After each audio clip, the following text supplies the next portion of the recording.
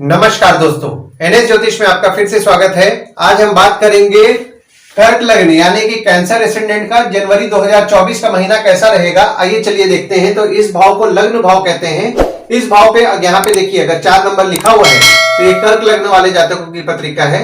आइए देखते हैं शुरुआती तौर पे कौन कौन से ग्रह आपके किस किस भाव में बैठे हुए हैं। तो चंद्रमा आपके दूसरे भाव में बैठे हुए हैं, केतु आपके तीसरे भाव में बैठे हुए हैं, शुक्र और बुध आपके 5वें भाव में बैठे हुए हैं, मंगल और सूर्य आपके 6वें भाव में बैठे हुए हैं, शनि आपके 8वें भाव में बैठे हुए हैं, राहु आपके 9वें भाव में बैठे हुए हैं, गुरु आपके 10वें भाव में बैठे हुए हैं।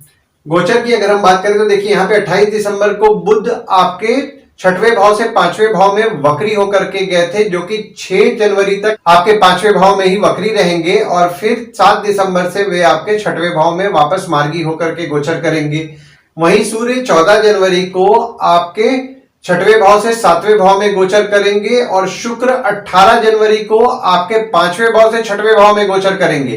देखिए यहाँ पे दृष्टियों के लिए मैंने कुछ मार्किंग कर दिया है। तो शनि की दृष्टि के लिए मैंने स्टार मार्किंग कर दिया है, गुरु की दृष्टि के लिए मैंने डॉट मार्किंग कर दिया है और मंगल की दृष्टि के लिए मैंने हैश मार्किंग कर दिया है, ताकि आपको समझने में आसानी पड़े कि देखिए कि कौन से ग्रह आपके कहाँ बैठे हुए हैं। तो उसके हिसाब से उसकी दृष्टि कहाँ पड़ रही है आपको एक क्लैरिटी मिल जाता है। तो देखिए शनि आपके 8वें भाव में बैठ करके 1 2 3 तीसरी दृष्टि डाल रहे हैं आपके 10वें भाव पे। देखिए यहाँ पे स्टार मार्किंग कर दिया है जैसा मैंने आपको बताया। 4 5 6 7 7वीं दृष्टि आपके दूसरे भाव में पड़ रही है और 8 9 10 10वीं दृष्टि पड़ रही है आपके 5वें भाव पे। वहीं गुरु आपके 10वें भाव में बैठ के 1 2 3 4 5 5वीं दृष्टि आपके दूसरे भाव में डाल रहे हैं। 6 7 7वीं दृष्टि डाल रहे हैं आपके 4थे भाव पे और 8 9 9वीं दृष्टि डाल रहे हैं आपके 6वें भाव पे। और मंगल आपके 6वें भाव में बैठे हुए हैं जब, तो देखिए 1 2 3 4 चौथी दृष्टि डाल रहे हैं आपके 9वें भाव पे, 5 6 7 7वीं दृष्टि डाल रहे हैं आपके 12वें भाव पे और 8वीं दृष्टि आपके लग्न पे डाल रहे हैं। देखिए यहाँ कर्क लग्न वालों के लग्न पे फिलहाल स्टार्ट में कोई ग्रह नहीं बैठे हुए। हालांकि देखिए यहाँ पे 24 25 और 26 तारीख को चंद्रमा आपके लग्न पे आएंगे और यहाँ पे देखिए मंगल की दृष्टि आपके लग्न पे पड़ रही है। देखिए मंगल की दृष्टि चूंकि आपके लग्न पे पड़ रही है तो आपके नेचर में मंगल आपको एग्रेसिव बनाएंगे, आपको गुस्सा ज्यादा दिलाएंगे। तो यहाँ पे आपको आपके क्रोध पे नियंत्रण रखना है। और आपके लग्न के स्वामी देखिए यहाँ पे जो चंद्रमा जैसा मैंने आपको बताया वो आपके दूसरे भाव में बैठे हुए हैं। तो यहाँ पे आप अपने परिवार के बारे में विचार करेंगे, सोचेंगे, परिवार की चिंतन करेंगे। कोष को लेकर के आप यहाँ चिंतन करने वाले हैं, खासकर 1 2 27 28 तारीख को। देखिए दूसरे भाव में आपके चंद्रमा विराजमान है और शनि की दृष्टि पड़ रही है और गुरु की दृष्टि भी आपके दूसरे भाव में पड़ रही है। देखिए दूसरा भाव जो होता है वो होता है वाणी का, कुटुंब का, कोष का होता है। तो यहाँ पे देखिए शनि की दृष्टि चूंकि आपके दूसरे भाव में पड़ रही है और देखिए गुरु के ऊपर भी शनि की दृष्टि है, तो पूरा फल आपको गुरु प्रॉपर तरीके से नहीं दे पा रहे हैं। तो यहाँ पे आपके जो परिवार होता है ना, परिवार में आपके मनमुटाव होने की संभावनाएं 3 नवंबर से बढ़ गई हैं। तो यहाँ पे आपको पारिवारिक कलेश अगर कुछ है तो उससे आपको संभल करके रहना है ताकि मनमुटाव ना हो। और आपके दूसरे भाव के जो स्वामी है आपके 6वें भाव में 13 जनवरी तक विराजमान है। तो यहाँ पे आपके जो परिवार के कुछ सदस्य हो सकते हैं, उनकी कुछ तबीयत बिगड़ सकती है। और जब आपके दूसरे भाव के स्वामी जो कि सूर्य हैं आपके 7वें भाव में जब विराजमान होंगे तो यहाँ पे आपके स्पाउस द्वारा आप धन संग्रह कर पाएंगे। अगर आपका स्पाउस वर्किंग है तो भी आपको सेविंग्स करने में यहाँ पे आपका स्पाउस आपको मदद करेगा।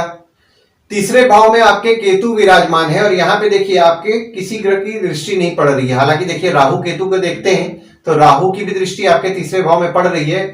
और यहाँ पे जो तीसरा भाव होता है वो होता है आपके स्वयं के पराक्रम, धैर्य का होता है, छोटे भाई बहन का होता है, डेली के प्रवास का होता है, पड़ोसी का होता है। देखिए यहाँ पे आपके जो छोटे भाई बहन या पड़ोसी जो होते हैं उनके स्वभाव में आप ये 30 अक्टूबर से नोटिस किए होंगे कि वे बोलेंगे कुछ और करेंगे कुछ, मतलब उनको आपको समझना मुश्किल जाने वाला है।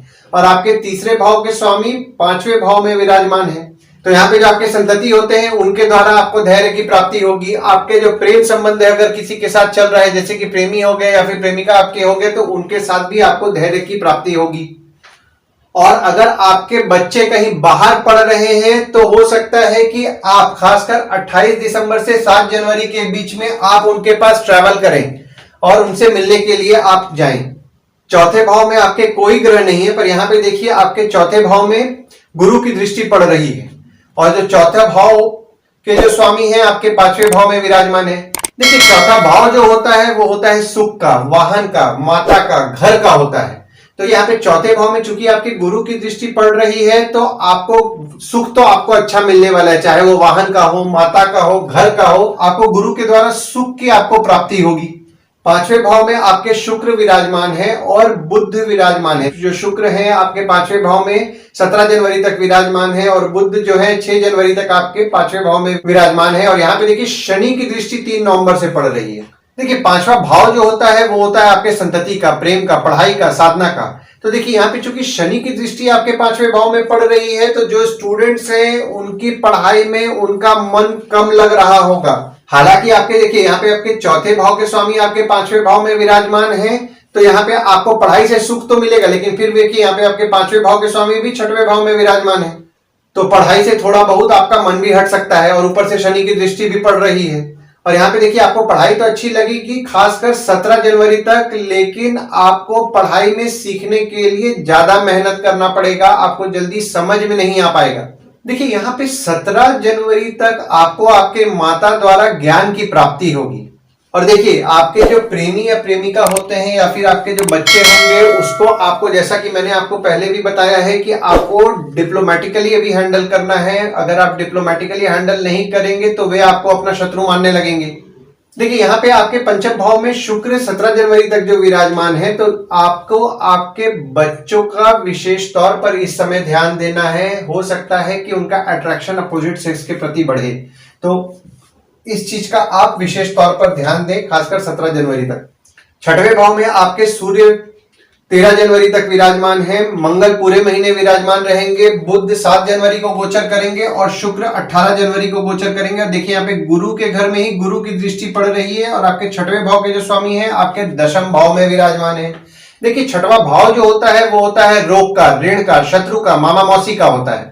देखिए बुध जब आपके 7 जनवरी को गोचर करेंगे तो यहाँ पे बुध द्वारा आपके पत्रिका में विपरीत राजयोग का निर्माण हो रहा है तो आपका खर्चा आपके शत्रु या कॉम्पिटिटर पर तो होगा पर आप खर्च कर करके उस पे विजय पाएंगे। अगर आप पे कोई कोर्ट कचहरी का भी आपका मामला चल रहा है तो वो भी मामला पे आपका खर्च होएगा, बट खर्च होकर के आप उस पर विजय पाएंगे। देखिए यहाँ पे विपरीत राज्यों के कारण आपका संघर्ष तो बढ़ेगा, बट संघर्ष करने के बाद आप जो भी काम उससे रिलेटेड कर रहे हैं आप उस पर विजय पाएंगे। देखिए और यहाँ पे जो शुक्र विराजमान है आपके 4थे भाव के स्वामी हैं और आपके 9वें भाव के स्वामी हैं। तो देखिए यहाँ पे आपके चूंकि आपके 4थे भाव के स्वामी हैं तो शत्रु द्वारा आपको सुख की प्राप्ति होगी। अगर आपने कोई पालतू जानवर पाला हुआ है तो उससे भी आपको सुख अच्छा मिलेगा। और यहाँ पे देखिए आपके 11वें भाव के स्वामी भी शुक्र हो जाते हैं तो आमदनी में आपकी अड़चने बढ़ाएंगी।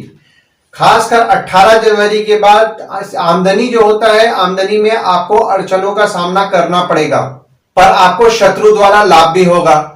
देखिए यहाँ पे जो लोग बीमारी से संबंधित काम कर रहे हैं ना, जैसे कि डॉक्टर है या फिर आपका मेडिकल स्टोर है या फिर मेडिकल एजेंसी चला रहे हैं या फिर कोई भी बीमारी से संबंधित अगर आप काम कर रहे हैं, जैसे कि पैथोलॉजी लैब का काम कर रहे हैं या फिर कोई भी आप बीमारी से संबंधित अगर आप काम कर रहे हैं तो आपको इस समय अच्छा लाभ होगा। 7वें भाव में आपके सूर्य 14 जनवरी को गोचर कर रहे हैं और आपके 7वें भाव के स्वामी 8वें भाव में 17 जनवरी 2023 से विराजमान है, जो कि 29 मार्च 2025 तक आपके 8वें भाव में ही विराजमान रहेंगे।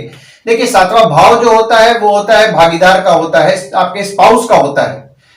देखिए यहाँ पे 14 जनवरी से आपके स्पाउस के प्रति आपका फिजिकल अट्रैक्शन बढ़ेगा और जैसा कि मैंने आपको पहले भी बताया है कि स्पाउस की जो तबियत है आपकी खराब रह सकती है, खासकर 17 जनवरी 2023 से 29 मार्च 2025 के बीच में। तो स्पाउस की तबियत, जो कि आपके स्पाउस होगा, उसकी तबियत का आप विशेष तौर पर ध्यान दें। और आपके स्पाउस द्वारा आपको अचानक धन लाभ के योग भी बने हुए हैं। 8वें भाव में आपके शनि विराजमान है और शनि यहाँ अपने राशि में ही विराजमान है। देखिए यहाँ पे शनि चूंकि अपने राशि में विराजमान है तो 2.5 साल के लिए शनि द्वारा आपके पत्रिका में विपरीत राजयोग का निर्माण हो रहा है और शनि द्वारा आपके पत्रिका में यहाँ पे देखिए अचानक धन लाभ के भी योग बने हैं। देखिए एक तो यहाँ पे आपके स्पाउस द्वारा आपको अचानक धन लाभ के योग बने हुए हैं और आपके यहाँ पे खुद से भी अचानक धन लाभ के योग बना रहे हैं शनिदेव।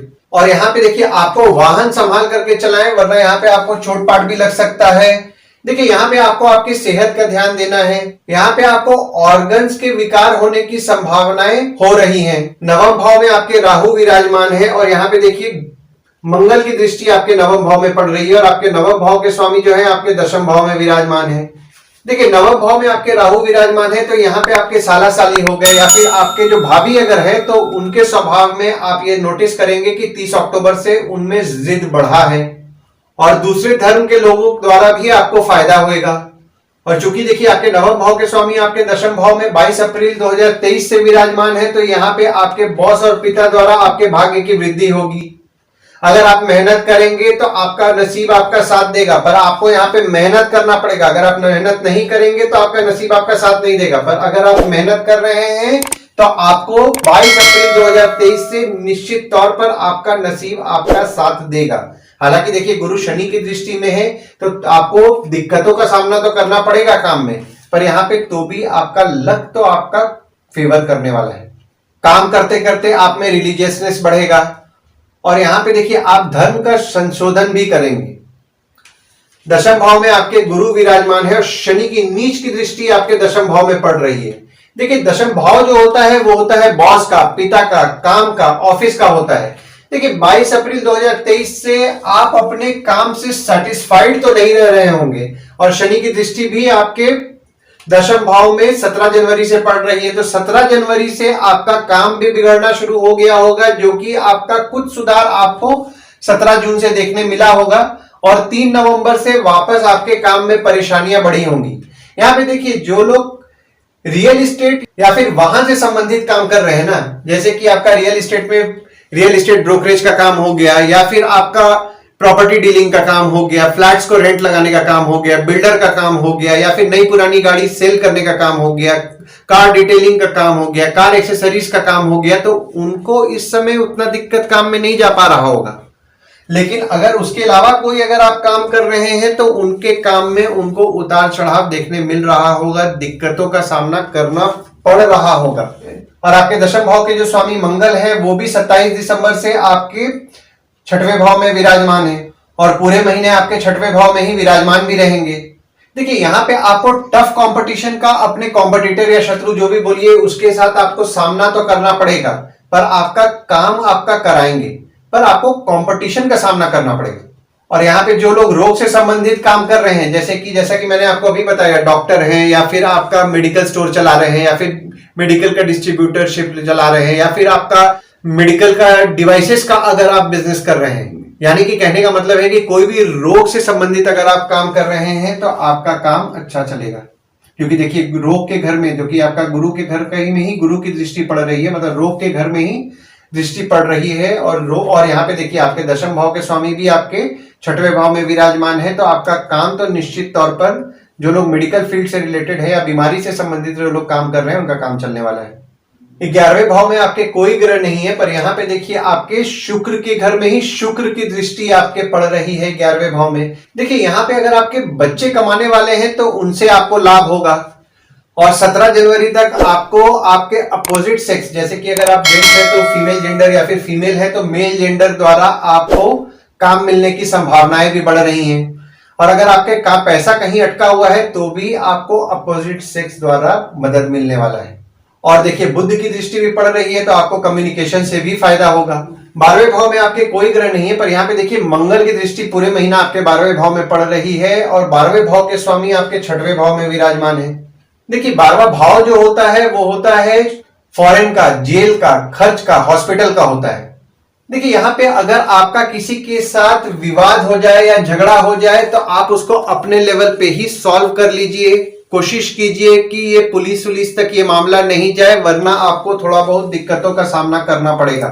और अगर आपके बच्चे विदेश जाकर पढ़ना चाह रहे हैं तो 28 दिसंबर से 7 जनवरी तक उनके लिए अच्छा समय है। वे अगर जाना चाहते हैं तो इस समय ट्राई कीजिए, उनका निश्चित रूप से काम होगा। और 7 जनवरी से, जैसा कि मैंने आपको पहले ही अभी बताया है कि आपके बुध द्वारा विपरीत राजयोग का निर्माण हो रहा है।